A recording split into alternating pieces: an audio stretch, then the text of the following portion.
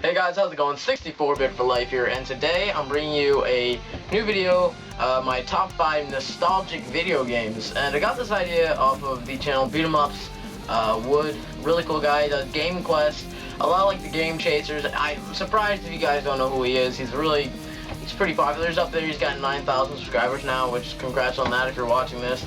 But yeah, so I thought it was such a great idea that I decided to do it myself, and yeah, so let's jump right into it. So number 5. Number 5 on the list is Super Mario Bros. 2, which is actually my favorite of the Super Mario Bros. Franchise. But the way I played it was actually through Super Mario Advance. I remember getting this when my Game Boy Advance when I was young. Just randomly went to the local EV Games, which is like an hour away, and we just randomly got one, me and my sister both, and I picked out one game, a couple games, and I don't know, I didn't have very many games to play, and when I finally got this one, I remember I played this non-stop, man. This was the shit. I loved this game, honestly. I could still go back and play it. It's one of the, these are all one of the few games that I've actually beaten, and this, I can't even tell you, I love this game so much. I don't understand why I get so much, I know it's not a real Super Mario Bros. Game, but technically it is, because that's Mario in it, so shut up. But honestly, it's just a phenomenal game. Like, they made it so different from the original, but it works so well. And at the time, I never played the original, so it didn't really matter to me. It was a brand new game, and it was amazing. And with a plus, it actually had the original Mario Bros. On it, so I mean, that's just awesome. Alright, so number 4 on the list is actually when I was around, like, in between 3, probably around that age. My dad had a PlayStation, and he always used to play it, and I always really liked it, and I always used to ask him to play and stuff, and eventually, he finally just bought me one. So I got my own PlayStation, and had all these games, because he liked all these games, so I had, like, pretty much so many games on the PlayStation. Probably around 200, and there was a few that were real that I'm thankful that are real, because now they're all in my collection. They're my personal games that I should play as a kid. This is one of them.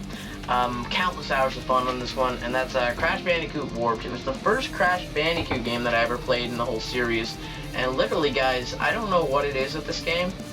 I just love it so much. The story, I love collecting all the gems. I love the jet ski stages, like when you're running on the tiger. I can't remember its name, it's been so long. But Naughty Dog is honestly one of my favorite producers. I know they've made so many great games.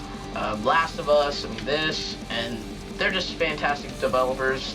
You guys, I can't even right now. Okay, so number 3 now, another game from the PlayStation library. We got Spyro the Dragon, the original one. This was, again, one of the games that I used to play all the time. Countless hours. I have beaten this one. Actually never beat Crash.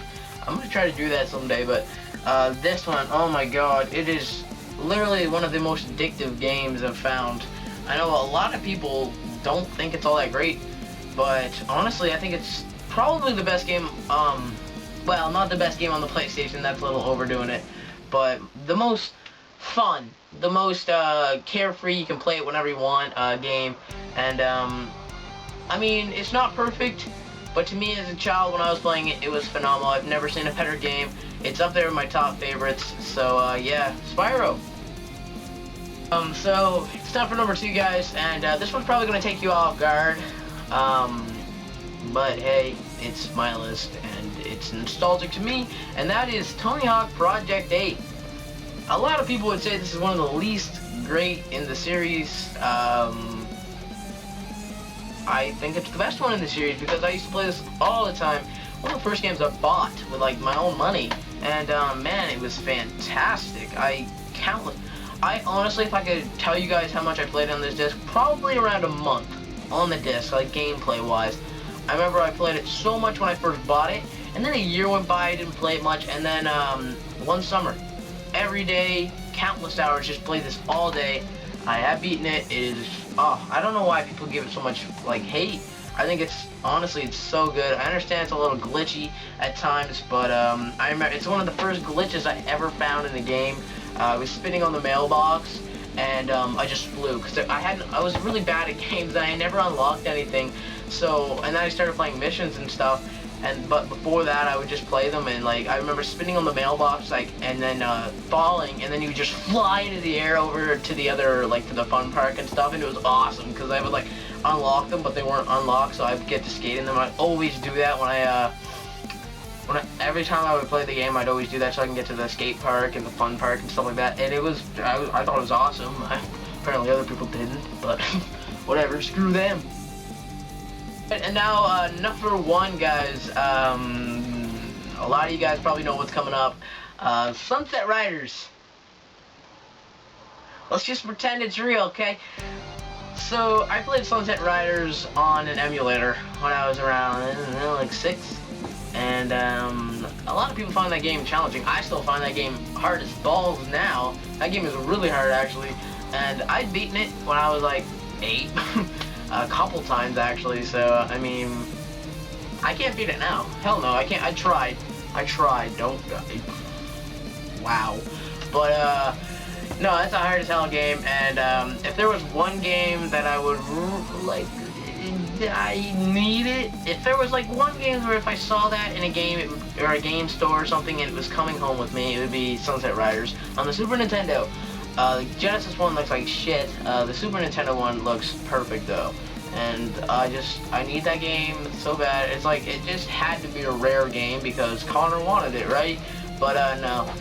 So many countless hours in that. I remember playing as Commando, loving it, Billy. I love all the characters in that, and I wish they had some posters. I have one Sunset Riders poster, but it's a part of a Konami poster, so it doesn't really count.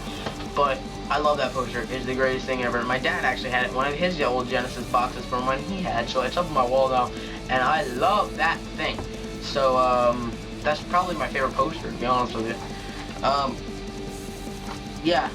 Sunset Riders, man, I just, countless hours of fun with that game. It's stressful as hell, but oh my god, it's so much fun. And yeah. Alright guys, so that's my list of top 5 nostalgia games. I'd like to thank Wood again from BeatEmUps. Link in the description below to your channel, man. Thanks for the idea.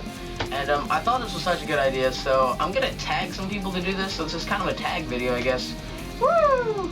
But, yeah, I'm gonna tag, Scorpion Slayer, 66, TheGameCubeGamer, GareBearsGamingGrounds, Sea Stove, and, SlashersElite. So, you guys, make sure to do that. There's 5 people. That's 10, that's 5. So, yeah, thanks again, Wood, for giving me the idea. And, yeah, hopefully you guys enjoyed the video. Don't forget to like, comment, subscribe, and alright, guys, peace. This one is probably going to take you guys off guard a little bit, but, Tony Hawk Pro Skater 8, that's not right.